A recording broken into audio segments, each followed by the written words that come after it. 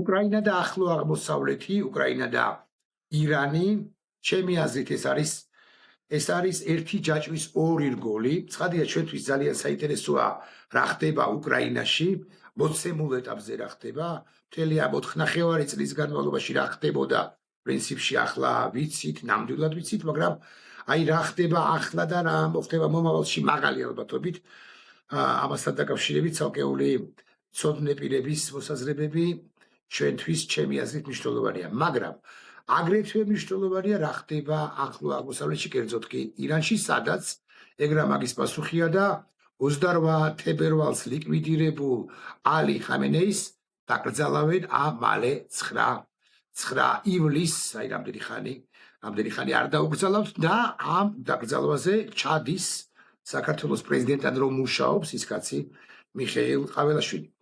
სწორედ ამ უკანასკნელი თემით, უფრო ზუსტი რომ იყო ირანის თემით დავიწყებ მე საუბარს ექსპერტ ზურაბ ბატიაშვილთან, რომელსაც მივესალმები, ბატონ ზურაბ, მოგესალმებით, მადლობთ რომ მონაწილეობთ ჩვენს გადაცემაში. ერთი ასეთი კითხვა, მაინც შეიძლება ითქვას, რომ ტრამპმა, ამერიკის შეერთებულმა შტატებმა ისრაელთან ერთად ან ისრაელის გარეშე ერთგვარად ვერ გათვალა ის შედეგები, რომლებიც ახლა უკვე დამდგარია, იმიტომ რომ რეჟიმ ჩეინჯი ვერ მოხდა ირანში და ვინმე იტყვის, რომ მიუხედავად იმისა, რომ სამხედრო პოლიტიკური ელიტის მნიშვნელოვანი ნაწილი განადგურებულია, აი თებერვლის მიწურულიდან ვიდრე დღემდე, ვინმე იტყვის, რომ ისიც რა არის, საკმაოდ ძლიერია დღევანდელი რეჟიმის, ოღონდ სიმართლე გითხრათ, მე არ ვიცი, ვინ არის მთავარი სახე ამ დღევანდელი რეჟიმისა, პრეზიდენტი პაზეშკიანი თუ სხვები.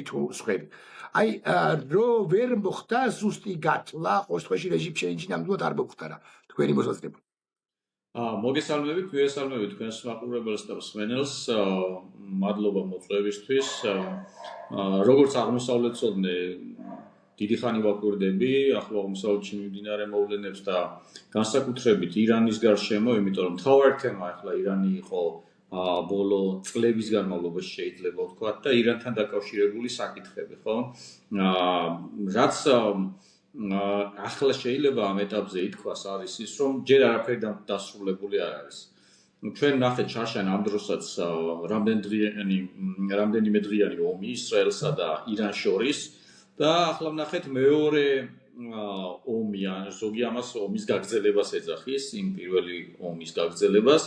არ გამოირიცხება მესამე ფაზა, მეოთხე ფაზა, იმიტომ რომ ირანი, თქვენ სწორედ შენიშნეთ, რომ არ არის ახლა ეს რეჟიმ ჩეინჯი და აქ არის ბევრი საკითხი ერთმანეთთან გადახლართული. პირველი, რომელიც აი გათვლას ეხება, ხო, გათვლას თუ ვერ გათვლას. ზოგადად შეერთებული შტატებისთვის დამახასიათებელი იყო და არის ის, რომ ახლო აღმოსავლეთის მიმართულებით სტრატეგია არ გააჩნია. ეს ღიად უნდა ითქვას და ამას ხშირად ხედავთ ხოლმე და ხშირად ურთიერთგამომრიცხავ ქმედებებს ხედავთ. ერთი რომ სტრატეგიის არ ქონა არის. მეორე არის ის, რომ ამ დაბომბვების და შეტევების შედეგად მერე საპასუხოდ ირანმა დაიწყო არაბული ქვეყნების ნავთობგადამამუშავებელი ინფრასტრუქტურის დაბომბვა და პლუს დაკეტა ჰორმუზის სრუტე და ჰორმუზის სრუტის დაკეტვა მსოფლიო ბაზარზე ნავთობის ფასიაცია, აგერ კარსა მომდგარი უკვე შუალედური არჩევნები, რომელიც ძალიან მნიშვნელოვანია ტრამპის ადმინისტრაციისთვის, მას სულ შეინარჩუნოს უმრავლესობა, მაგრამ ძნელად წარმოსადგენია თუ რაღაცა სასწაული არ მოხდა, როგორ შეიძლება რომ რესპუბლიკელებმა უმრავლესობა შეინარჩუნოს საკანონმდებლო ორგანოში, მაგრამ ყოველ შემთხვევაში ამას ცდილობენ და აქედან გამომდინარე ეს რეალურად შუალედური შეთანხმება არის, რეალურად შეთანხმება არც არაფერზე არ არის ახლა, რაზეც არის, გარდა იმისა, რომ ჰორმუზის სრუტე გაიხსნა. 60 დღეში უნდა მოილაპარაკონ თითქოს მხარეებმა, მაგრამ ისეთი საკითხებია, რომელზეც 60 დღე კი არა, 60 წელი ვერ შეძლებენ მოლაპარაკებებით შედეგის მიღწევას, იმიტომ რომ ეს ეხება ბირთვულ პროგრამას, ეს ეხება იგივე გაყინულ თანხებს, რომელსაც ირანი ელოდება და კიდევ უამრავი საკითხი არის წვრილი, რომელიც ახლა რომ დავიწყოთ განხილვა, შეიძლება ჩავიფლოთ და უკან ვეღარ გამოვიდეთ.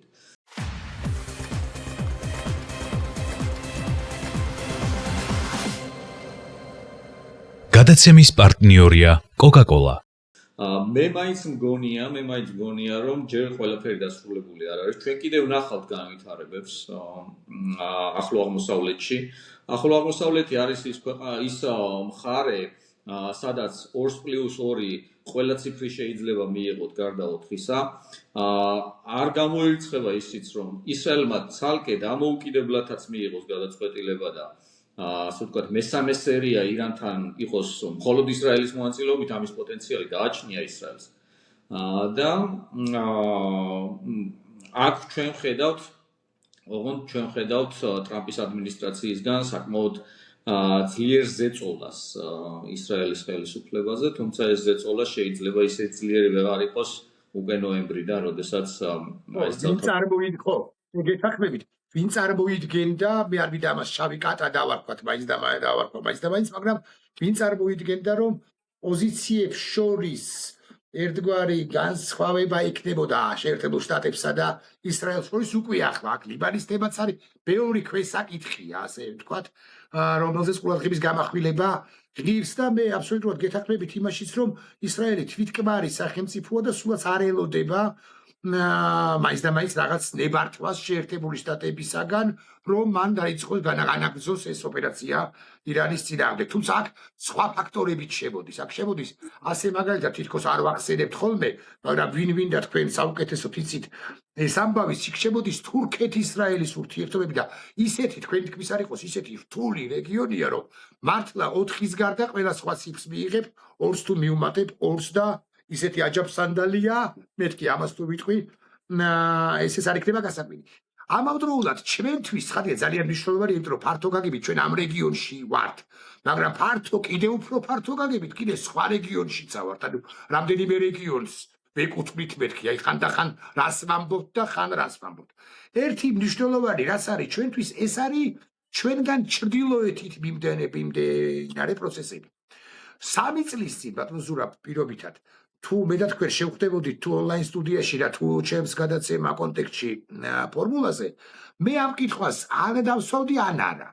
მაგრამ ახლა უფრო თამამი ვარ და უნდა ვიკითხო მოულოდნელად, აი მიმდინარე წლის დასაწყისიდან ხომ არ მოტრიალა და ვითარება ისე და რის გამო მოტრიალდა ესეც უნდა ამიხსნათ გავხსნათ მაყურებელს, რომ უკრაინა უფრო კი არ მარცხდება და უფრო კი არა უკრაინა საერთოდ არ მარცხდება ტაქტიკულ ველზეც კი. არათუ სტრატეგიულად, არამედ საერთოდაც იმარჯვებს. რამ განაპირობა, რა მოხდა ისეთი გარდამტეხი მიმდინარე წლის იანვარ-თებერვლიდან მაინც ასე ვიტყვი, ან შეიძლება გასული წლის თქვა ნოემბრი-დეკემბრიდან, რამაც მეც და თქვენს და რიგითი უკრაინელები მით უფრო ოპტიმისტურ ხასიათზე დააყენა. ან კონკრეტული ამბებით შეგვიძლია გავიხსენოთ რაღაც NP-ზე როგორ არის ავტომგადამამუშავებელი ქარხნების დაბომბვა თუ სტრატეგიული ინფრასტრუქტურისა და აგრეთვე უნდა გავიხსენოთ რაღაც სხვა ფაქტორები. ხო, და ახლო აღმოსავლეთზე რომ დავასრულოთ, არის ის, რომ თქვენ სწორედ შენიშნეთ, ახლა თურქეთის როლი იზრდება, იმიტომ რომ ირანის დასუსტება ნიშნავს, რომ ბუნებას სიცარიელე არ უყვარს და უნდა შეიფსოს ხო ეს სიცარიელე და ჩვენ დავინახეთ იგივე სირიაში ამ 2 წლის წინ, როდესაც ასადის რეჟიმი ჩამოიშალა, რუსეთს აღარ ეცალა ასადის რეჟიმის შენარჩუნებისთვის და იქ პროთურქული ძალები მოვიდა ხელისუფლებაში, რითაც გაუმეზობლდა ისრაელს ფიზიკურად და ახლა, როდესაც ირანის ფაქტორი შეიძლება მეორე პლანზე გადავიდეს, რეალურად ისრაელ-თურქეთის დაპირისპირება შეიძლება იყოს ყველაზე მთავარი თემა ახლო აღმოსავლეთში, თუმცა აქ ბევრი ნიუანსი არის გასათვალისწინებელი ის, რომ ისრაელმა კვიპროსთან და საბერძნეთთან ერთად ერთგვარი სამხედრო კოალიცია გააკეთა, რომელიც უკან საფრანგეთიც დგას. აქ არის ის, რომ თურქეთი განსხვავებით ირანისგან ნატოს წევრი ქვეყანაა, მაგრამ ნატოს მეხუთე მუხლი არ მოქმედებს შენი ტერიტორიის გარეთ, ანუ სირიაში ამ შემთხვევაში სადაც ერთმანეთს ეს ორი ქვეყანა რეალურად სხვა ქვეყანაში უპირისპირდება ერთმანეთს და ესეც გასათვალისწინებელი ფაქტორია, თუმცა იგივე აზერბაიჯანის ძალიან აქტიური ჩართულობით, რომელსაც ორივესთან ძალიან ახლო ურთიერთობა აქვს სამოკავშირეო, აზერბაიჯანი ძალკე უნიკალური მოვლენაა თვალსაზრისით, კი ბატონო. არ შესულა მხარეები პირდაპირ სამხედრო კონფრონტაციაში, თუმცა არ უნდა გამოერიცხოს ეს მომავალში და ეხლა სულ ახლახანს იყო, როდესაც მინისტრთა კაბინეტმა ჯერ ქნესეთმა არა მიიღო ისრაელის მინისტრთა კაბინეტმა ცნო ეგრეთ წოდებული სომეხთა გენოციდის საკითხი, რომელიც მანამდე პირიქით ისრაელი გამოდიოდა ხოლმე ამის წინააღმდეგ და თურქეთს ეხმარებოდა სულ რაღაც 20 წლის წინ თუ 30 წლის წინ. მაგრამ პოლიტიკა ცვალებადია და ამ ცვალებად პოლიტიკას ხედავთ ყველანი.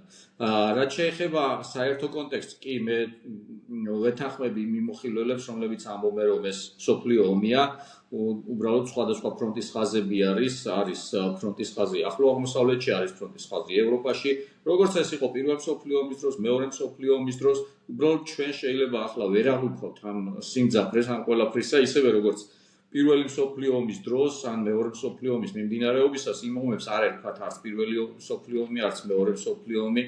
ზოგი ამას მესამე მსოფლიო ომად განიხილავს, მაგრამ ზოგი მეოთხედ განიხილავს, იმიტომ რომ მესამე მსოფლიო ომად განიხილავენ ცივ ომს, მაგრამ სახელებს მნიშვნელობა არ აქვს ამ შემთხვევაში და ყველაზე მნიშვნელოვანი მოვლენა, რა თქმა უნდა, მთავარი ფრონტის ხაზი ახლა რუსეთსა და უკრაინას შორის გადის და აქ ხედავთ შემოbrunებას. რამ გამოიწვია ეს შემოbrunება?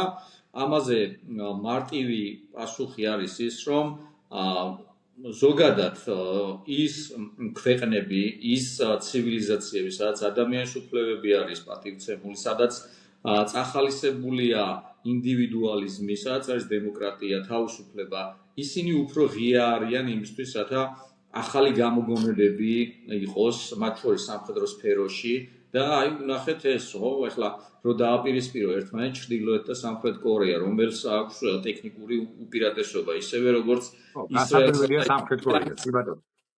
ისრაელსა და ირანს შორის დაპირისპირებაში, რომელსაც აქვს ტექნოლოგიური უპირატესობა, ხო? ასევე არის რუსეთსა და უკრაინას შორისაც. უკრაინამ ყოველგვარი ზედმეტი თეატრალიზების გარეშე მიზანმიმართულად შექმნა ის შესაძლებლობები, რომლითაც ახლა უკვე ხედავთ მოქმედებაში, ეს არის ის 7 მილიონი საფრენი აპარატი, უპილოტო საფრენი აპარატი წელიწადში, რომელსაც აწარმოებს და ახდენს რეალიზაციას ახლა ამის. ჯერ კიდევ პიკზე არ არის სიტუაცია მისული.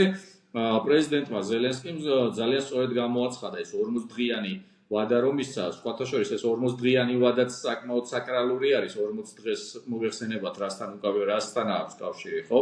40 დღიანი ვადა მისცა პუტინს იმისთვის, რათა გონს მოეგონ და აიძულოს შვიდობა, მაგრამ რა თქმა უნდა პუტინი ამას არ გააჩერებს, იმიტომ რომ მისი არსებობის ერთადერთი საშუალება არის ომი და სანამ პუტინი იქნება, ომიც იქნება და სანამ ომი იქნება, პუტინიც იქნება, ერთმანეთთან კავშირშია და მათ გარეშე უკვე წარმოუდგენელია ერთი და მეორე, მაგრამ რასაც ხედავთ ახლა უკრაინა აკეთებს იმას, რომ მან მიიღო გამოწვევა, გამოფიტვაზე არის ეს ომი და განსხვავებით ოღონდ რუსეთისგან ის ერჩის არა სამოქალაქო მოსახლეობას, არამედ ერჩის ომის წარმოების საშუალებებს, პირველ რიგში ნავთობ გადამამუშავებელ ინფრასტრუქტურას, იმისთვის, რათა რუსეთს აღარ შეეძლოს ომის გაგრძელება. ეს არის უკრაინის სტრატეგია.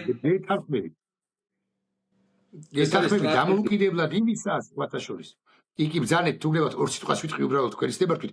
დამოუკიდებლად იმისა რუსეთი თავად, პუტინი თავად ამას აღიარებს თუ არ აღიარებს, ანუ რაც არ უნდა თქვას, მაყურებელს აუხსნათ. რაც არ უნდა თქვას, ან რაც არ უნდა მოაჩვენოს საზოგადოებას, საკუთარივე საზოგადოებას, თავი ყინჩად რომ აი ჩვენ ასე ვდგავართ, რუსეთს უკაცრავად მისთვის ცხადია, მაგრამ მაყურებელი გამიგებს და მაინც თავისუფალი ფორმატია და რაღაც ჩარჩოებისაგან თავისუფალნი ვართ ჩვენ, მას მაინც დაერხა. ანუ დარხევის სტადიაშია. იმიტომ რომ აი ამ NPZ-ების ნავთობ გადამამუშავებელის ამდენი პროცენტი საოცარ რიცხვებს კითხულობ, ამიტომ მე არ დავასახელებ იქ რაოდენობა დაახლოებით 40. თან სტრატეგიულად მნიშვნელოვანი, აი მოცულობითად დიდი NPZ-ების დიდი ნაწილი განადგურებული აქვს, ხო? განადგურებული აქვს, დაზიანებული აქვს და ასე შემდეგ და აქვე მაყურებელს ვეთქვი რომ აი საოცარი მინისტრი ყავს უკრაინას თავდაცვის ფედოროვი გვარად, ხო ახალგაზრდა კაცია და მან და ანონსა დღეს იყო თუ გუშინ რომ ჩვენო ლაზერული უკრაინას შექმნის ხოლმე ლაზერული იარაღი გამოვიგონეთო და ეხლა გამოცდის სტადიაზე არიან ისინი და ეს კიდევ უფრო შეცვლის ომის დინამიკასო. თქვენი კომენტარი ბატონ ზურაბ. ხო, უკრაინას ბევრი შესაძლებლობები გააჩნია და ამას მაქსიმალურად იყენებს და გამოიყენებს. ახლა ისევ ნავთობგადამამუშავებელ სექტორსო დაუბრუნდეთ, რეალურად რჩება ომსკში დიდი ქარხანა და კიდე ერთი ირკუტსკში, თუ არ ვწდები, უკვე საუბარია ციმბირში და არსებულ ქარხნებზე და იქ უკვე საუბარია იმაზე, რომ უკრაინას აქვს შესაძლებლობა, რომ იქაც მიიტანოს შეტევა, ვნახოთ ეს გამოჩნდება უახლოეს დღეებში, მაგრამ რომც არ მიიტანოს, უკვე ისეთ სიტუაცია შეიქმნა. დღეს მაგალითად ნიჟნი-ნოვგოროდის ნავთობგადამამუშავებელი ქარხანა დააზიანეს, რომელიც თლიანად მოსკოვში მიდიოდა ეს ნავთობი. მოსკოვის თავად არის დაზიანებული, ხო, ამ რამდენიმე დღისი. ანუ რეალურად პრობლემა არის იმაში, რომ ის მითი რუსეთის უძლეველობის შესახებ, მითი რომ აი შენ აბა რუსეთს მოერევი კი, აი ერევიან, არის შესაძლებელი რუსეთს მოერიო. ის უპირატესობა, რომელიც რუსეთს ისტორიულად გააჩნდა ნებისმიერი ომის დროს, რომ ის დიდი ტერიტორია იყო და მას ვერ შეუტევდი და ვერ დაიპყრობდი, ან თუ დაიპყრობდი, ჭაობში ჩაეფლობოდი და მე რაც დაემართა ნაპოლეონს, რაც დაემართა ჰიტლერს, ხო? ახლა ეს უპირატესობა რუსეთის სისუსტეთ იქცა, რატომ? იმიტომ რომ საჰაერო თავდაცვის სისტემები ამხელა ტერიტორიისთვის არ აქვს მას აქვს იმისთვის, რათა ვთქვათ, ყირიმი და ისიც არასრულად და ოკუპირებულ ტერიტორიებზე საკუთარი სამხედრო შესაძლებლობები დაიცვას მეტნაკლებად და მოსკოვი დაიცვას და ასევე პუტინის რეზიდენცია დაიცვას. ხო, დანარჩენი მისი შესაძლებლობები ფაქტიურად ნულის ტოლია. ამიტომ არის რომ აი უნადგურებენ შეუბრალებლად და ყოველგვარი გართულების გარეშე ამ ნავთობგადამამუშავებელ ქარხნებს, ოღონდ კიდევ ერთხელ ვამბობ, ეს არ არის პიკი. პიკი შეიძლება იყოს უკვე შემოდგომაზე, ერთი რომ ეს მარაგები გათავდეს და მეორე რუსეთი დიდი ალბათობით შეეცდება ისე უკრაინის თბოელექტროსადგურების ენერგოსისტემის განადგურებას და მაშინ sapasუხოდ უკვე უკრაინასაც ექნება საშუალება, რომ მთლიანი რუსეთი დატოვოს, ჯერ არ ერჩის, იგივე ვთქვათ, თბოელექტროსადგურებს და არ ერჩის გათბობის სისტემებს და რუსეთი გათბობის გარეშე დატოვება რუსეთის ზამთარში, ხო წარმოგიდგენიათ რამხელა? ხო, მithumetes ზამთარში. კი და გაცილებით ესეც ამბობენ, რომ ვინც ის და გაცილებით უარესი ზამთარი ექნება რუსეთს, ვიდრე ჰქონდა 4 წლის განმავლობაში უკრაინას. ბატონ ზურაბ, გაგიმხელთ ერთ ამბავს, გიამბობთ, საინტერესო ამბავია. ისე მაყურებელსაც რომ მოეწონება დღეს ამ რამდენიმე საათის წინ მე და ჩემი ძმა პოლიტიკასთან შორს ვყოფი, გადავადგილდებოდით ქალაქთან მახლობლად მცხეთის მიდამოებში ერთი წერტილი და მეორე წერტილი და მითხრა ჩემმა ძმამ რომ მე ხშირად ამ ბოლო ხანებში ვუსმენო გორდონსო.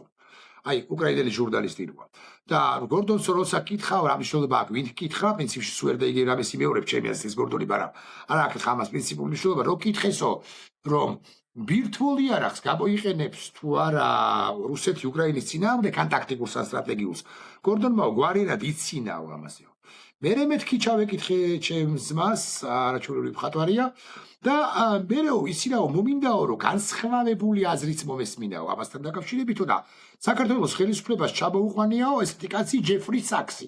ჯეფრი საქსი ნობელიანტი კი არის, მაგრამ რა უფლება მაქვს ხა შეურაცხყოფილად მომიხსენიო ეს კაცი, მაგრამ გვარიანი პრორუსია, ასე ვიტყვი და ეს ჯეფრი საქსი არის თბილისში თქვა თუ არა, მაგრამ მანამდე კი ნამდვილად ამბობდა ჩემი ძმაც აგე მიდასტურებს რომ ისო ამბობსო რომ აიო თუ გააჯავრებთ რუსეთს ამ შემთხვევაში თუ ტაქტიკურ ან საერთოდ სტრატეგიულ ბირთვულ იარაღს გამოიყენებს რუსეთი უკრაინის წინააღმდეგ.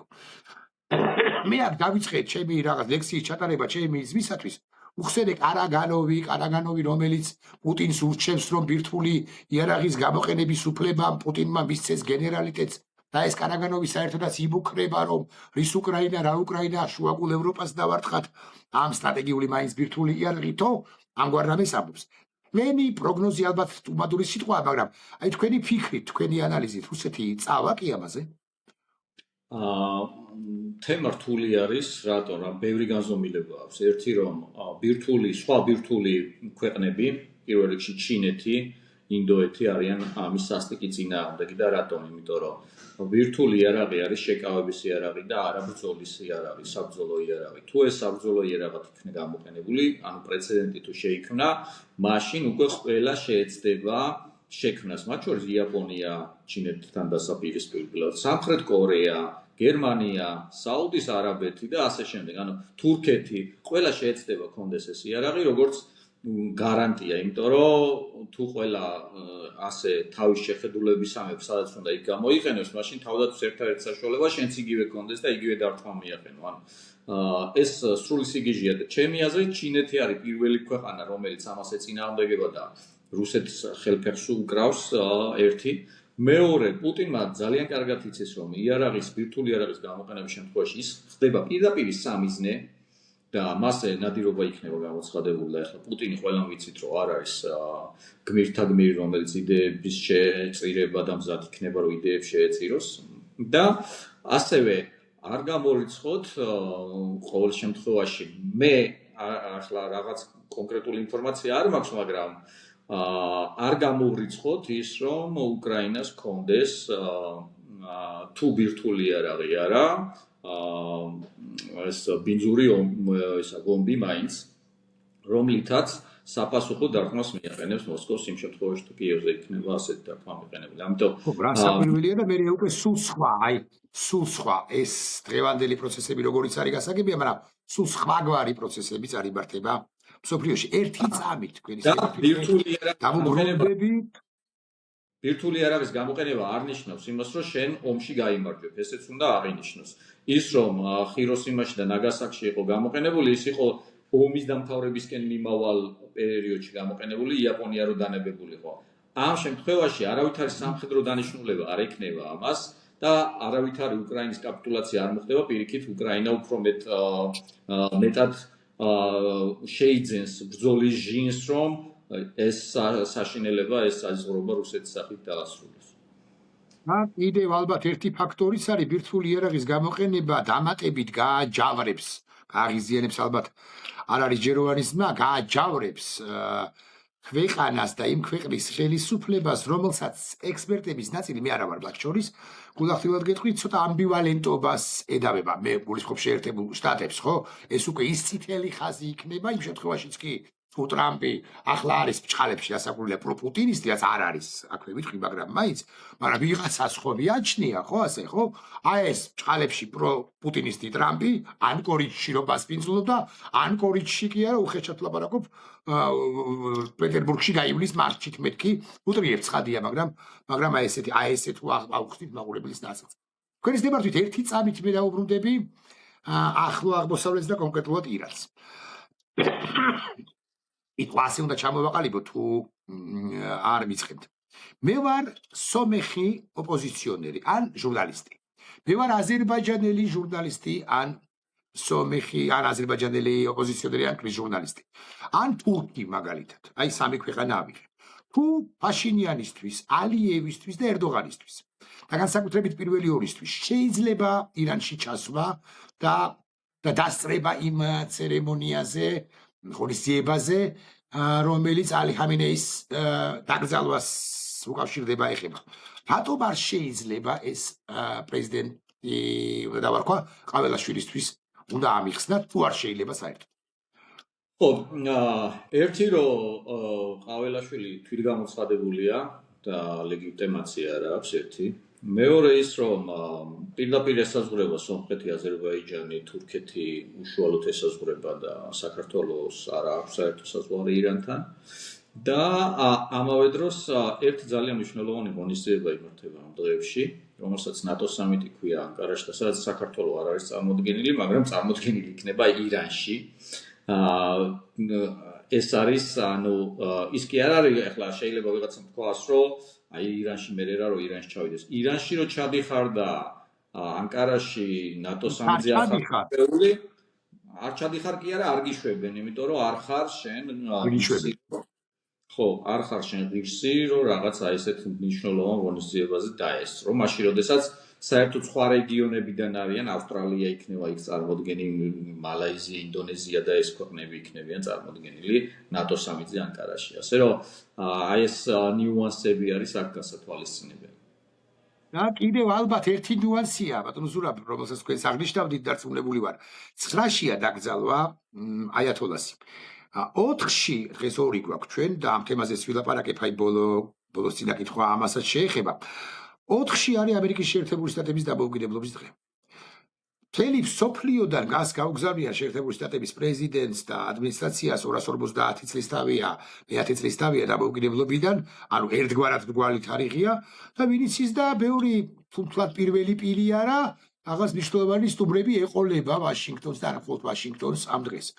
ჩვენი ქვეყანა წარმოდგენილი იქნება მხოლოდ ელჩი ტალიაშვილის დონეზე. აი ეს მინდა ავხსნა. შენ მიდიხარ იქ ტეირანში. მიდიხარ ირანში, ეს წრები ისე რომ ამერიკელებთან შეიძლება ცუდად ჟღერს ეს გადათანხმებული არა გაქვს. შეიძლება ცუდად ჟღერს, მაგრამ აი დარწმუნებული ვარ, რომ სომხეთის ლიდერი თუ აზერბაიჯანის ლიდერი რამდენადაც რეგიონში პარტნიორები არიან შეერთებული შტატებისა მიზეზთა და მიზეზთა გამო, სატელეფონო კონსულტაციის დონეზე იტყოდნენ მაინც, რომ აი ჩვენ ვაპირებთ იმიტომ რომ ბეზობელია, იმიტომ რომ ასეთი.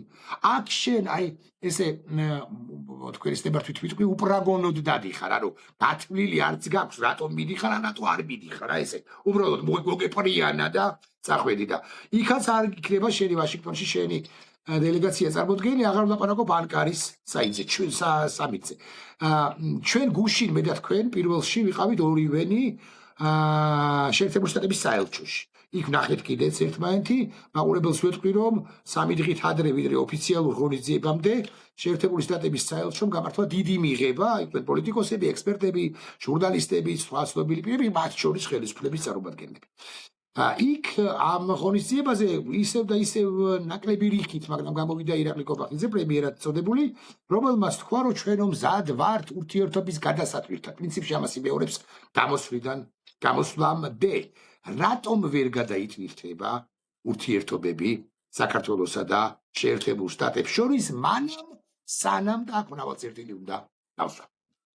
ხო, ირაკლი კობახიძის გამოსვლას მე არ ვესწრებოდი პროტესტის ნიშნად იქ არ ვიყავი მაგ მომენტში, ახლა ამერიკელების გამოსვლას ვესწრებოდი, მაგრამ კობახიძის გამოსვლას არ ვესწრებოდი, მაგრამ მე მედიაში ვნახე მისი განცხადება, რომელიც იქ გაუკეთებია, რომ თითქოს და მზად არიან გადატვირთვისთვის. ეგ იმას ნიშნავს, რომ გახსოვთ ხო 20 იანვარს როგორ ელოდებოდა მთელი ფოცობა, რომ აი 20 იანვარს როგორ ტრამპი იტყვის ისე იქნება, რა ბევრმა 20 იანვარს ჩაიარა, მაგრამ არ მოხდა ეგ გადატვირთვა და რეალურად პასუხი თქვენ კითხვაში თქვენვე ახსენეთ, რომ ჩადიხართ თეირანში, მაშინ როდესაც არც ვაშინგტონში ხარ წარმოდგენილი და არც ანკარაში ხარ წარმოდგენილი, ხო ანკარაში წარმოდგენა იმას ნიშნავს, რომ ტრამპიც იქ არის, ხო, ანკარაში არის ამ მომენტში და არ ახარ შენ იქ. თან აქ ისიც უნდა გავითვალისწინოთ, რომ პირველი მინდა გავახსენოთ ჩვენს მსმენელს და მაყურებელს, რომ პირველი ჩასვლა კობახიძის როგორ იყო თეირანში, ხო? ეს იყო წინა პრეზიდენტის გარდაცვალების ცერემონიაზე, გარდაცვალების მერე შემდგარ ცერემონია, დაკრძალვის ცერემონიაზე და აქ მოხდა საინტერესო მომენტი, რომელსაც მე როგორც ყოფილმა დიპლომატმა ყურადღება მივაქციე, დილით კობახიძე მივიდა ირანის საელჩოში მის სასამძიმრებლად და იქ გააკეთა ჩანაწერი. დიპლომატიურ ენაზე ეს ნიშნავს იმას, რომ შენ ეს გეტკინა, კი ბატონო, მეზობელი ქვეყანაა და მიუსამძიმრე, მაგრამ მე შენ თუ აპირებ თეირანში გაფრენას, ამას არ ჩადიხარ. მე მან მიიღო დავალება და ამ დავალების მიღების მერე გაფრინდა თეირანში, სადაც ასევე რუსები იმყოფებოდნენ. ხო, ყველასთვის ცხადია, ახლა საიდან და როგორ მოდიოდა ეგ დავალება და როგორ შესრულდა.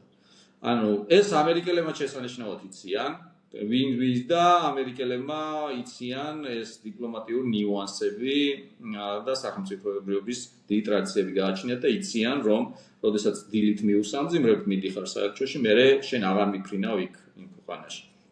ანუ მიიღო პირდაპირ დავალება, გაფრინდა იქ.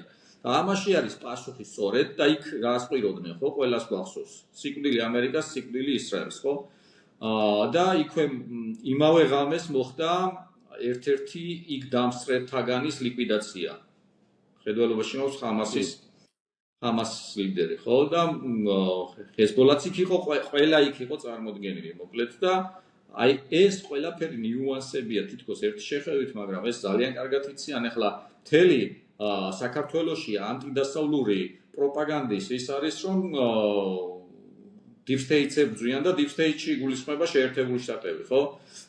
და როგორ წარმოგიდგენიათ ახლა ამერიკის მლანძღავი დილიდან საღამომდე დასავლეთის ლიდერი არის შეერთებული შტატები, მათი მლანძღავი რეჟიმისთან სიტუაციის გადატვირთვა მაშინ, როდესაც ეყრდნობი ჩინეთს, ეყრდნობი ირანს და ეყრდნობი რუსეთს, რომელიც არის ამ შენი მთლიანი დასავლეთის საერთო ერთიანი მტერი, ხო? ანუ შეუძლებელია თავისი არსით, თავისი ბუნებით შეუძლებელია ამ სიტუაციის გადატვირთვა, ამიტომ ყველა მე მგონი თანხდებით იმაში, რომ ეს გადატვირთვა ვერ მოხდება ამ პირობებში, რომელშიც ახლა ვიმყოფებით. მით უმეტეს და ერთი შენიშვნას და პრაქტიკულად ბოლო ჩემი შენიშვნა და მე თქვენ პასუხსაც დაველოდები ბატონო ზურაბ, ახლა როდესაც პრეზიდენტად რომ მუშაობს ის კაცი ყაველაშვილი ჩადის ირანში, იქ უთუოდ გაიგონებს, აბა რა იქნება? სიკვდილი ამერიკას, სიკვდილი ისრაელს, იმიტომ რომ ალი ხამინეი მაინც ამერიკის სუდი სიტყვა შეიძლება მოკლულია, მაგრამ ლიკვიდირებულია და იქ წარმოუდგენელია, რომ აი ამ ღონისძიებას თუ ცერემონიაზე არ იყოს ამგვარი შეძახილი. არა დაგმავიწყდეს და ძალიან სწორი შენიშვნა იყო, სწორი რაკურსია თქვენი მიერ მიცემული, რომ ამავე ცერემონიალზე იქნება უშიშროების საბჭოს მდივნის მოადგილე რუსეთის ფედერაციისა გამოპროტუნებულიო, ესე რომ ამბობენ და მე ვუწოდებ ასე, ლოთი როა ის კაცი. კარგი, რა მნიშვნელობა აქვს ლოთია თუ არ არის მედვედევი ყოფილი პრეზიდენტი რუსეთისა და მე არც იმას არ გამოვრიცხავ, რომ რუსეთის FSB-მ დადგას, ეს სპეციალურად მინდა ეს სიტყვა ვიხმარო, დადგას წუთნახევრიან, 2 წუთიან, 3 წუთიან, 5 წუთიანი გადაკვეთა პრეზიდენტად წოდებული მიხეილ ყაველაშვილისა და მედვედევის და იქ ვის რას ეთქვის, ეს უკვე მეორე ხარისხოვანია რუსეთი ხომ შენ ამგვარი მესიჯებითაც გელაპარაკება, რომ გასწრაფად რუსულისთვის on primie, on со мной ხო ან ყაველაშვილი ჩემთან არის და მე უკვე ამის შედეგად შეაქვს და შეაქვს საზოგადოებაში დისონანსიც არის რამდენიც სწორი სიტყვა და ასე შემდეგ. მოკლედ, აი ეს არის ჩემი რეპლიკა და ბოლო აყორდები თქვენი თუ არ მიწყენთ, აი უკრაინა და ირანი ეს არის ორი ფრონტი თუ არა, ერთი ფრონტის ორი ხაზი, ორი ჯაჭვი უფრო ზუსტი რომ ვიყო. ხო, ნუ ერთი ომის ორი ფრონტის ხაზი არის, არც ერთგან, არც მეორესთან დასრულებული არაფერი არ არის. უკრაინას ახლა აქვს ეს უპირატესობა, რომელსაც ვფიქრობ, რომ გამოიყენებს ბოლომდე და აიძულებს რუსეთს, რომ შეწყვიტოს ომი. ომის შეწყვეტა ავტომატურად იქნება პუტინის რეჟიმის დამხობა. მე ნაკლებად მოველი, რომ იქ რაიმე დემოკრატიული განვითარება იქნება და ხალხი ქუჩაში გამოვა და რამეს მოითხოვს ის ხალხი, რომელიც ტარში უკრავდა ამ სისხლისმღერელ ომს უკრაინის წინააღმდეგ. მე უფრო იმისი მოლოდინი მაქვს, რომ ელიტების შიგნით მოხდება განხეთქილება იმ ოლიგარქებს, რომლებმაც მილიარდები იშოვეს, იმისთვის არ უშოვიათ, რომ პუტინს ჩაყვნენ საფლავში. მათ უნდათ იმ მილიარდ რომ შეინარჩუნონ ის თანხები და იცხოვრონ ადამიანურად, თუ რა ვიცი, თუ ბატონურად, რაც ამ რაოდენობით ახლავს ხოლმე თან. მაგრამ ადვილი არ იქნება და ესეც 1 და 2 დღეში არ მოხდება, ესეც კარგად უნდა გვესმოდეს. ეს დროში გაწელილი პროცესია, მაგრამ კარგი ის არის, რომ უკრაინელები ამას მიზანმიმართულად აკეთებენ და არეზარებად და გეგმა არის გაწერილი ამ 40 დღის განმავლობაში რა უნდა გააკეთონ და 40 დღის შემდეგაც რა უნდა გააკეთონ. ეს ყველაფერი არის ძალიან მნიშვნელოვანი ომში იგებს ნებისმიერი აი მებრძოლის იქნება თუ ოპერატორის ყოველდღიური 24 საათიანი შრომა და ამას ახლა ვის და უკრაინელებს შეუძლიათ ომი. საბჭოთა არმიაშიც კი 50% ოფიცრების უკრაინელები იყვნენ. პირველი მსოფლიო ომის დროს ძირითადი ბირთვი უკრაინელები იყვნენ ასევე და ამ ხალხს შეუძლია ომი არაერთხელ დაამტკიცეს და ამ თავიანთ თავისუფლებას, ეს მარტო თავიანთ თავისუფლებისთვის ბრძოლა არ არის, ხო? ეს არის მთელი ევროპის კონტინენტის დასავლეთის თავისუფლებისთვის ბრძოლა. ეს არის მათ შორის ჩვენი ბრძოლაც და ჩვენი მებრძოლებიც უნდა გავიხსენოთ, რომელიც უკრაინაში იბრძვიან და ბევრი მათგანი გმირულად დაეცა და მარადიული ხსოვნამათ ისინი საქართველოსთვის იბრძვიან უკრაინაში.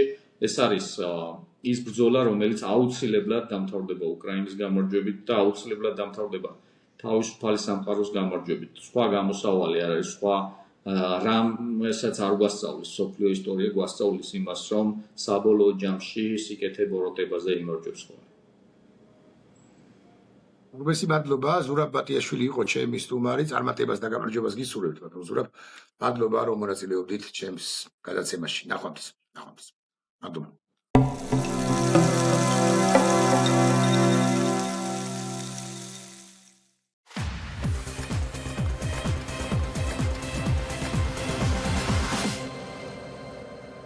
გადაცემის პარტნიორია Coca-Cola.